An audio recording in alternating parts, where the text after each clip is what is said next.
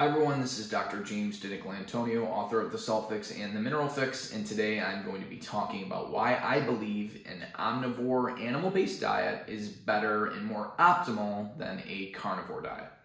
Now, carnivore diet is very popular. It's more of like an elimination diet. Essentially, you're removing all plant foods and you're only consuming animal foods. And it's great. There's a ton of benefits with a carnivore diet because you're eliminating also a lot of processed foods. So any diet that does that is going to have benefits. The problem with consuming a carnivore diet is that it is a very high acid load.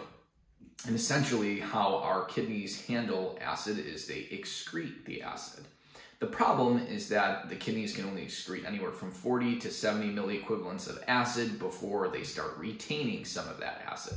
And essentially too, when you excrete fairly high loads of acid, that is also damaging to the kidneys. So while the body can maintain a fairly normal blood pH, the blood pH will slowly go down as you consume a high animal-based diet for many, many years. And even before the pH goes below normal, you will have depleted your bicarbonate stores, you would have stripped your bone of calcium and magnesium, and you can also start breaking down connective tissue, skeletal muscle, to help produce the ammonia to excrete all of this acid.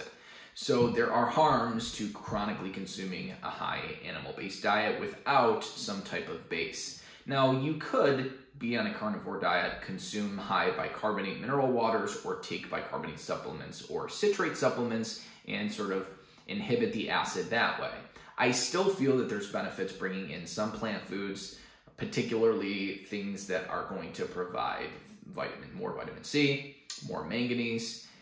Those are really some of the key nutrients that tend to lack even in really, really high quality carnivore diets.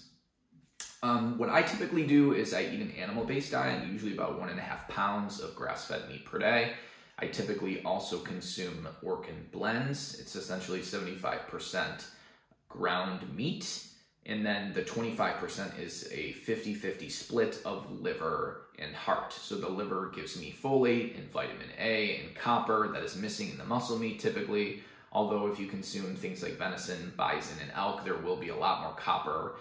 There'll be a lot more B1 and B2 as well, and many other nutrients compared to just beef. So that's typically what I do. I'll have 1.5 pounds, and making up that 1.5 pounds of meat is some of those organs like liver and heart.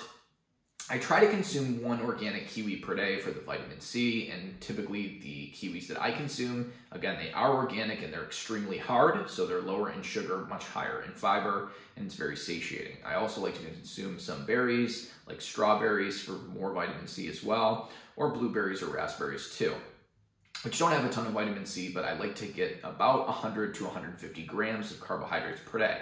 I feel that I just do better, I feel better, my athletic performance is better when I integrate more carbs, especially on workout days. I can even go up to 200 grams of carbs on a pretty heavy workout day. As long as it's coming from real food, typically, it's not that big of an issue for someone who has a lot of muscle, who's lean and athletic.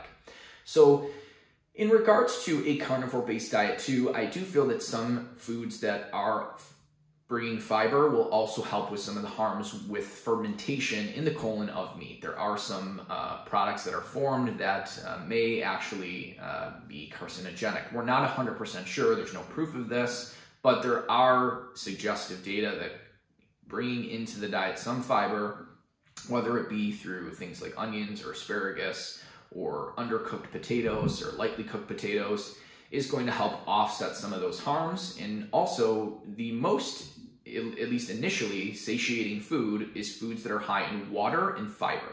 And then what gives you long-lasting satiety is protein, like steak. So having fiber, like let's say lightly cooked potatoes with a steak, is going to probably be your most satiating meal because the fiber is going to really give you satiety very quickly, and then the protein from the steak is going to give you long-term satiety.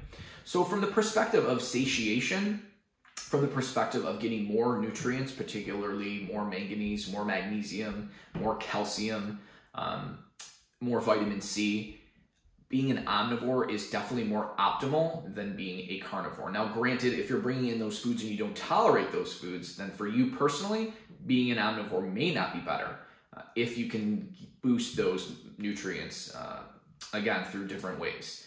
Vitamin C is in animal foods, it's just not super, super high. Again, you can offset some of the acid load from a carnivore diet by consuming supplements like sodium citrate, a little bit of potassium citrate. You can't go too high on potassium citrate, or like bicarbonate mineral waters. But again, I just think that from a nutrient perspective, from a longevity perspective, and from an acid-based balance perspective, omnivore animal-based diet will beat a carnivore diet.